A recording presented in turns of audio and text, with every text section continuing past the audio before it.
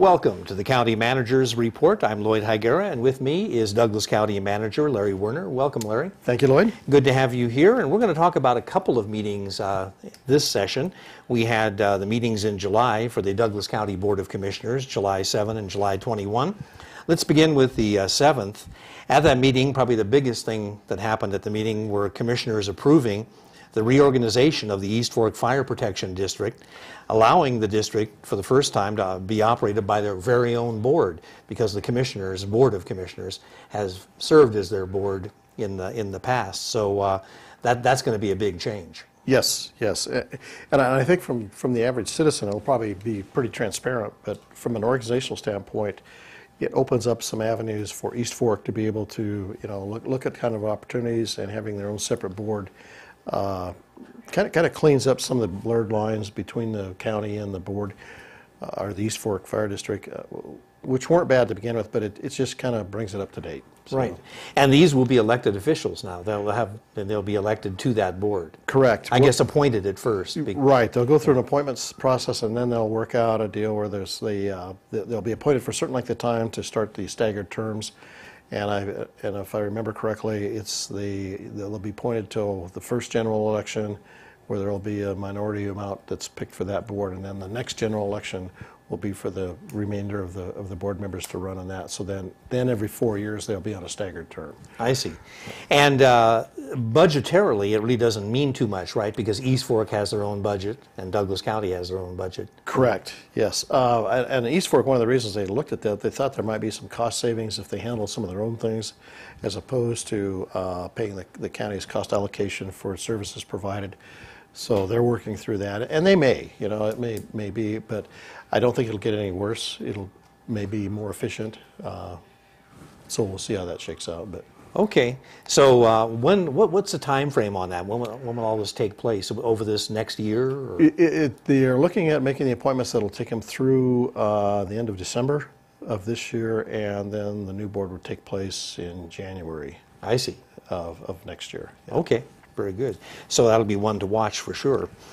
Commissioners approved also a zoning map amendment and other changes to allow the Kit Carson Heritage Nevada Plan Development in the Gardnerville Ranchos to move ahead. How many homes do they have planned for that project? Well, it's interesting. We had to do a little bit of calculation to get there, but the sorry to make you do math. The total number of homes that will be allowed with all the changes will be 81. And what they got there is they removed the 140-unit senior complex, and they removed a 24-unit residential care complex, and then with those spaces, created additional single-family lots. But bottom line is there will be 81 total. I see. Residential now, the lots. Kit Carson project is an older project that's been around for quite a while. It got developed to a point, and then it kind of stopped, I guess, maybe money issues or something along those lines. Right, I think it was the economy, everything. Oh, yeah, that's right. The bottom dropped out. And so when they look back, it made more sense to go to the single-family unit. And you're right, there was a series of amendments. I think this was the second or third amendment of the development agreement that modified. Then I looked at the zoning plan modifications, and ultimately ended up here. So. Well, they kept the Kit Carson name, but they added another name to it. So it is new developers, right? Correct. Yeah. Correct. Okay. All right, and also another development plan that was approved, commissioners approving a master plan amendment and other changes to allow Sunridge Heights, Unit Number 3, planned development, that's in the Indian Hills area, to move along. And what's planned for this project? It's a similar deal. There was some pretty good changes from the initial proposal, but ultimately what it'll end up with is 215 single-family home sites, and they'll remove the current 6th hole of the golf course. They actually have 19 holes, and they kind of rotate them around. So they'll remove the 6th hole and then renumber the numbers for the 18th hole.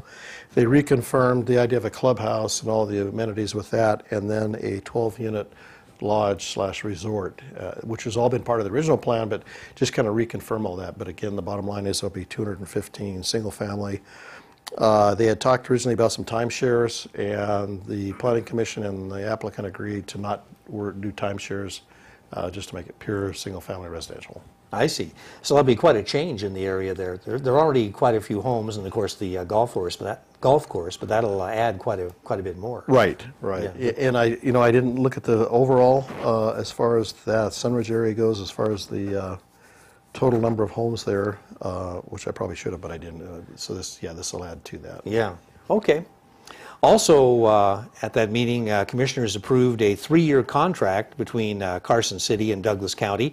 This is for Carson City to provide environmental and community health services at a cost of $307,600. So can you describe for us some of the types of services they'll be providing? Right. These services relate to the inspection of food establishments, bars. Oh, the health inspections. Health inspections, Okay. right. And the hotels, swimming pools, that sort of thing. And then additionally, it'd be with the septic tanks if there's any being installed in the county. So it's that environmental inspector, health inspector category. And for the county to assume that role, we have to kind of restructure how our health services are formatted, and then the requirements for providing that service require a lot more certification for employees, that sort of thing. So we felt at this stage it was best to continue on with Carson. It seemed to be the most cost-efficient way to do it. And so that's why we recommend continuing the contract. And Carson City has been doing it for a while, right? That's correct, right. A year or two, or? Let's see, I can't quite remember. I think we actually started this like 2011. Oh, okay. So it's been a few years. It's been a few years. And it's worked out well. It has, yeah. In fact, I was back as Carson City manager at the time, and it's when the legislature was going through the process of trying to figure out how to charge for services, and the amount of monies that were being allocated to the different counties for the state health department doing it, it appeared to be cost effective to kind of bring it back down to a local level and do these interlocal agreements. And at the time, it looked like that for the same amount of money that was being charged to our facilities here in Douglas County, we could provide a little better service than what was been done in the past. And I think that actually happened. So we get a little more local control, a little more local coordination, and the cost appeared to stay about the same. Okay, very good. Well, we're still with the July 7th meeting, and also at that meeting, commissioners heard a presentation on the progress of the Accelerating Advanced Manufacturing Economic Vitality Project. That's a mouthful. And can you give us more detail what that all means? Well, and I had to kind of figure that out myself. What the title relates to is the type of manufacturing that is being encouraged in Douglas County are more the cutting edge, innovative, North Sales, GE, similar to that are kind of on the high end of the technology, and so that's the advanced manufacturing part of it.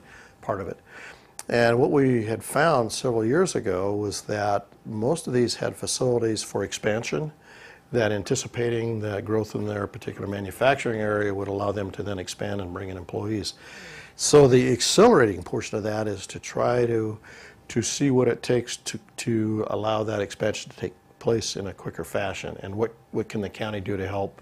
How can we work through this? So the presentation made was kind of where we stood on that, and what some of the companies were.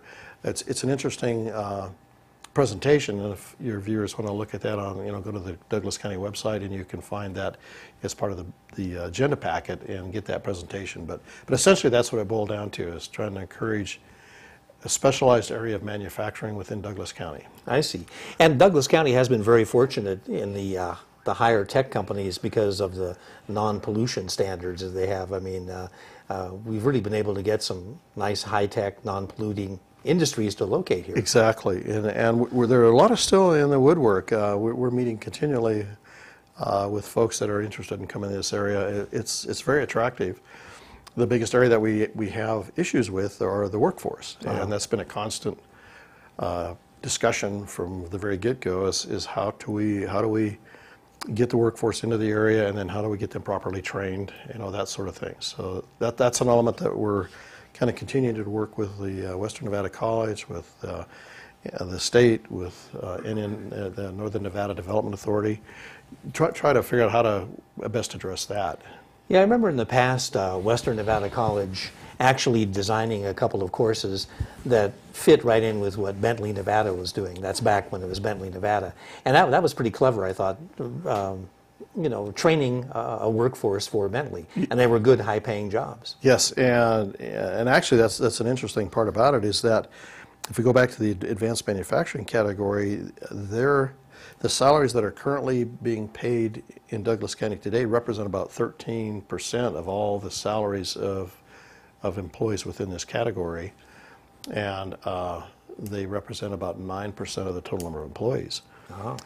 But to answer your question specifically, yeah, the Western Nevada College actually expanded that to an industrial certification program where they worked with a group of industries to identify what were the column and elements that could be taught at the community college, that when somebody came out with a certificate, when they went to a job interview, they could show their certificate and show, okay, we understand how all this works, blueprints, computers, yes, media equipment, all those kinds of things. Yeah. But it was a good program. What I don't know today, if it's still a viable program, hopefully it still is. Yeah. Because I think there were several industries out of Douglas County that got involved with that besides Bentley. One of them is the manufacturer of fire hydrants here in the area, and AEC, I think is the name of it. Oh, yeah. Yeah. They were an integral part of trying to get that program going as well as Yeah. industries in the Carson City area. No, it seemed like a very logical idea, and train the potential workforce that's already here, rather Right. than bringing people in. Right. Well, one more item from that meeting of the 7th. Commissioners approving 3 items for China Spring Youth Camp that dealt with their board of directors, a grant they were receiving, and also additional staff for the facility. Right, and then the first item that was on was basically an organizational change in the board of directors for the China Springs Youth Camp, and I think that related to adding more judicial districts to the organization. Actually, I think the 10th judicial district was, I think, in the Story County area, and that was added a few years ago. And then they added the 11th judicial district, which I believe is Nye and some of those other areas. So they now are part of the element of the China Springs Youth Camp, and I think what they did is expanded then their board of directors to be more inclusive. Sure. The other 2 items related to actually getting grant funding for the substance abuse programs that the state offers, and to allow about 6 employees that are currently there to move into a specific category, and then hire other employees to kind of backfill that relate to the Prison Rape Elimination Act that's been passed to kind of control any potential violence on there and get more staff, kind of boots on ground kind of thing. So it was accepting that grant and then moving some staffing around. Okay, very good. Well, that takes care of the meeting of the 7th. There was a lot of items on that agenda. July 21st was a little bit shorter agenda, but the centerpiece of that meeting really was centered around stormwater, and commissioners approving a staff presentation on establishing a stormwater management program at an estimated cost of $1.9 million. The commissioners did direct the staff to study the whole program further and also come up with some funding options. Correct. And I think at the presentation, it was laid out that this has kind of been an ongoing topic since about 1993, and there's been multiple committees formed, multiple reports made. In each one of those, the common theme through that is to get a dedicated source of funding for stormwater, dealing with stormwater issues. Part of it is the capital stuff, side of things to build facilities, but the main part that this was focused on is that we don't have enough maintenance dollars to maintain what we have today. And if we can get our system back to its operating capacity when it was designed, then a lot of the little localized flooding can certainly be reduced. So we went through and kind of looked at what are the current programs and activities that we're doing, and which ones should we be improving on to kind of meet that goal, and that's kind of where we arrived at the 1.9 million. It includes such things as the Lake Tahoe clarity issues and the amount of dollars being spent up there. At North County, we're operating under a federal and state permit for stormwater, and there's requirements under that permit that we have to comply with. We have ongoing road maintenance, roadside ditch maintenance. We have areas that we need to do studies on, so there's engineering staff that's been spending time on it. So there's a lot of money that's currently being spent, but it's kind of being cobbled together from different areas, different pieces. And one of the concerns that I had was that the road maintenance fund is really paying for a lot of the roadside ditch maintenance, and we're not getting down onto the asphalt like we really like to be able to do with the road funding. So that was the thing, and the funding options we kind of looked at were a fee-based, where it's based on the amount of water contributed to the problem. The other one is to try to take it out of the current general fund activities. The third one was to basically do nothing, leave it as is. It really boils down to that. So we're going to take a look at where can we cobble some money out of the existing budget. There's not a lot there, and then to look at what a fee would be or a fee structure would be to do that. And we're trying to develop at this stage the implementation plan to take this forward. And one of the things that I've been trying to put together is another advisory committee, but more formal this time, that we can actually involve the public, I think, to a greater extent than we have in the past, and kind of work them through the steps on how we got here and get their recommendations and where we go from there. It does seem like, though, the stormwater management programs that have come up before and this one now, it seems to center around funding. Funding seems to be the most difficult element. It is. And, there's an expectation out there that, well, we should just fund it out of the current taxes we pay. Well, the competition for all those, it's just simply not there. Sure. So it means something else would have to go, and when you break it down about, well, what else would have to go, it's hard to identify that. I think through the 2009, 2010 era, when the economy really dropped, the county went through and really did look at getting rid of or improving efficiencies and reducing areas that could be reduced to try to keep the basic services going. And that hasn't changed a lot. We're still trying to provide basic services and do some of these other things, and the competition for those funds is very tough. Yeah. Okay, well, this will be one to watch for sure. Also at that meeting, commissioners approved a contract with the University of Nevada, Reno for a 2-year technical assistance agreement. This is for Pavement Technology at a cost of $45,000 a year. And this program has been going on, hasn't it? That is correct. And it's ongoing. Right. And this is the ratings of the pavement? Well, that's a piece of it, but the biggest part of that is actually getting out and doing the testing. We obviously don't have a lab and don't do our own testing, and we can work through the university to actually go out and test the road, the base material, the asphalt itself. And what's nice about having them involved is that they can look at solutions to repairs and new pavement that maybe are more cutting edge, that we get maybe longer life out of our asphalt. If we have particular issues in an area, they're a resource for us to kind of come in and out and analyze it and say, oh, well, this is the best recommendation. So I think what's happened in the past, what we've seen in the past, is how to change asphalt mix designs so that we get better life out of the asphalt itself. So it's kind of like an ongoing research arm for the county. Well, that's great. It's available through the university. And they probably have access to a lot of equipment that the county wouldn't have access to. Right, and and a lab, as you say. And a lab, right. Yeah. No, normally we would be paying for this anyway, so it's kind of, we get a little extra bang for it by going through the university. Okay.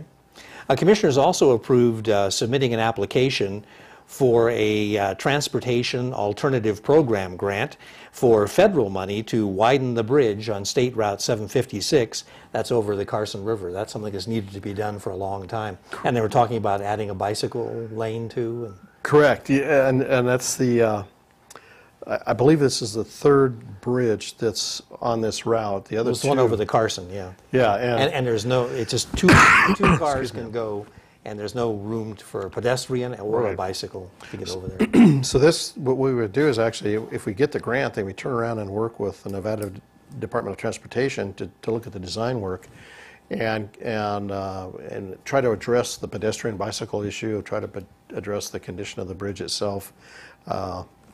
Obviously, the grant that we're getting will not replace that bridge, but it will get us to the point that then we would qualify for more state funding that actually then gets us into the construction stage. So the first part of it is getting them involved in doing the design. Sure.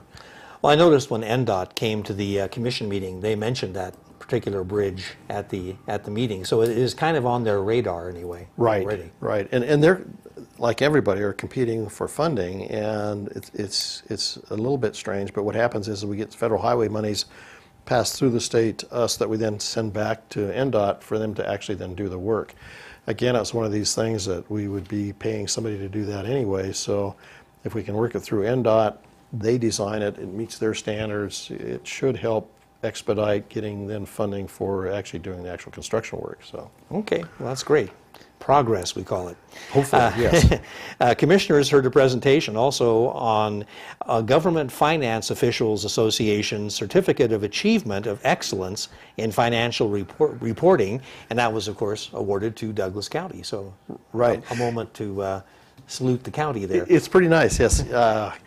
We've in the recent past have been accused in a couple of areas of not following accepted governmental accounting practices, and this is an element that says no, that's not true. We in fact have been following all the recommended governmental accounting practices, and it essentially lays out to how your budget is prepared and presented to the community, because it also gives you a little history of the county, it gives you a little background on the programs we do.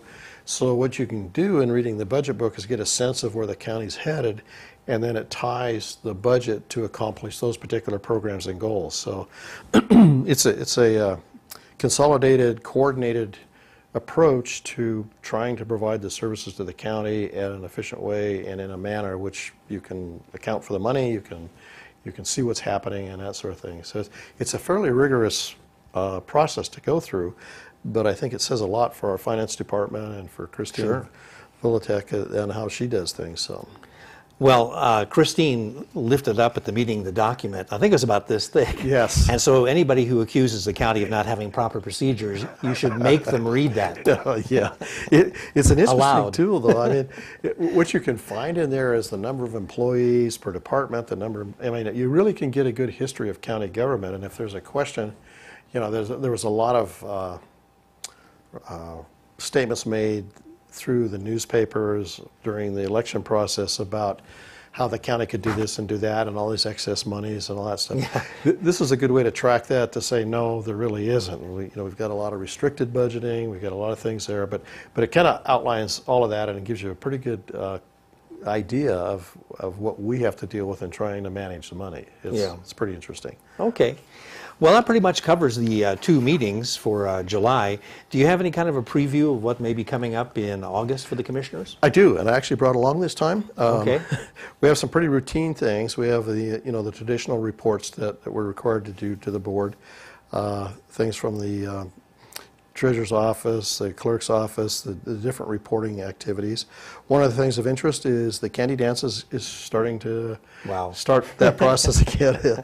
Yeah, so one of the items on there is to issue the permit to the town of Genoa for getting that rolling. Well, August, September. I mean, yeah, it's happening. It's here. Yeah. The other one that we're looking at is there's a couple of grants. There's a grant for the district court. They're looking at creating another specialty court called a sobriety court, and to be able to then deal with issues.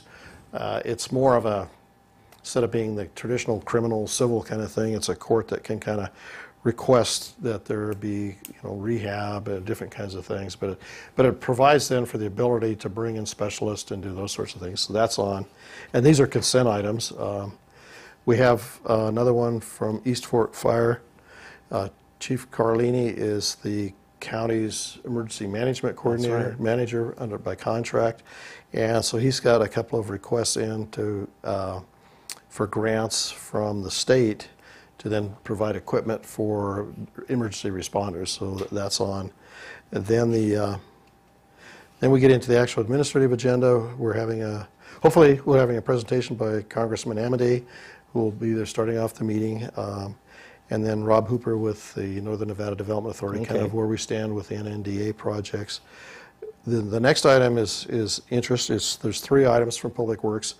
One of them is the agreement between the county and the town of Minden for the upcoming water rates for the wholesale water system.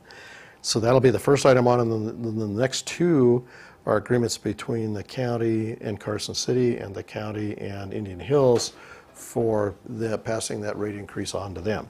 So it's kind of a multi-staged process. One of the things we're asking for this year is that we'll ultimately look to see about modifying these contracts to clarify some issues and to do some some evaluations where we can achieve efficiencies and maybe kind of keep the cost down. So the town of Minden has been wonderful to work with, and we're all trying to work together to make that going. And then, like I talked earlier, the district court has one for China Springs, is to add in the 11th Judicial District. We did that at the last meeting. We added in the 11th Judicial District, but we dropped off the 10th Judicial District. Oh. So whoever did the kind of the cut and paste on the contract picked one from way back when and replaced 10 with 11. So now we got to go back and add 10 back in. But it's a more of a that's more or less procedural, right? Yeah. And then we're doing some minor changes on the financial policies, getting ready for the upcoming budget year. We're doing a little more clarification on what the one-time costs can be and what we can use those for. One of the things we're looking at this coming year is that the county's budget does not contain sufficient revenues to provide for any kind of merit increases for the employees. So we're thinking that if we can't do that, then what we'll do is a one-time year-end bonus based off of what comes out of the ending fund balance. So it's not a big number, but we want to make sure that everybody understands that we could use that. And if you get the bonus, then there won't be any merit increase. But if we get to the point we can provide merit increases, then the bonus will drop off. But the idea is to reward the employees, sure, to try to keep them up with the cost of living and those sorts of things. Community development has the second readings on the ones we talked about earlier for the two different, actually we didn't talk about, we were talking about the meeting before. There were two tentative zoning changes that came in and zoning map amendments. One of them was for the Asian Pacific group that is on South Sunridge and, well, south of Riverview Circle and west of South Sunridge Drive in the Indian Hills area. There was a first reading on doing a map amendment there, and this will be the second reading. And then the second item is to do the same thing with, I'm trying to remember the name of it, but it's out near the Bing Road in the Gardnerville Ranchos area. And again, it's the second reading to implement the zoning map amendment there. Was that the Kit Carson we were talking about? And that's, you know, I'm trying to remember exactly. I think it's called Dutzen Gardnerville. Oh. It was done, I think, two meetings ago. I remember that name, yeah. And then another item is there's a request on the Flying Eagle Ranch to allow private roads to be constructed within that development, and that's up before the board. And then the other item, I don't know if you remember that Frank Gertige came into our meeting one day and was concerned about the kind of the streamlined process for the master plan update, and there was a question about receiving areas and where infrastructure needs to lie. And so we're clarifying that. We're saying that it's our recommendation that if we're going to use the expedited process, then the infrastructure needs to be adjacent to the properties requesting a receiving area. Otherwise, we're kind of encouraging leapfrogging development, and that's what the whole idea of receiving areas was trying to avoid. So that'll be before the board to clarify that. Well, I'll tell you what, Larry, that's going to be a busy meeting. Yes. I can see that already. We're running out of time here. Sorry. So we have to wrap it up. But I want to thank you for all the information you've shared with us. And that's what we do here on the County Manager's Report. I'm Lloyd Higuera for Douglas County Manager Larry Werner, and we'll see you next time right here on the County Manager's Report.